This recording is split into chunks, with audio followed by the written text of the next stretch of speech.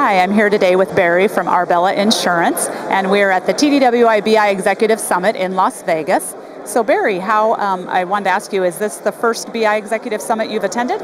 Actually, I was here 3-4 years ago and had a really good experience then and found it really helpful. Actually came back the next year, did my CBIP and didn't do the Executive Summit, and then came back again this year. So it was kind of good. Had the opportunity to do it, had the time, so here we are. Well, that's great to hear. And what can you tell us about impressions just from the day? Any highlights that you picked up today in class or during lunches or here at the reception? Sure. It's just really a great opportunity. I mean, you get to come here and talk with people who are in the industry doing stuff, that cross-pollination really of ideas, and what are you facing, what are we facing, hey, what do you think about this? And just to be able to do that kind of thinking that you typically don't in the day-to-day grind of getting things done.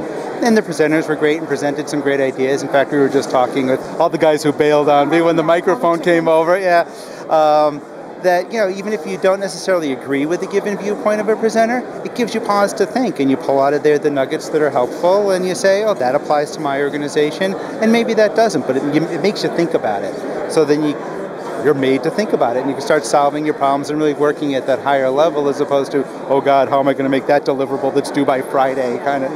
So. Well, good. Glad to hear that you're getting so much out of it. Any words of wisdom for folks that couldn't make it? What you'd recommend? Why you'd recommend they'd maybe want to attend?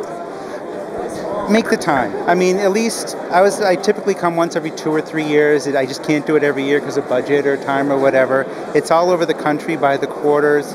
The other executive summit happens in San Diego every late summer, early fall. So there's opportunities based upon time, there's opportunities based upon location.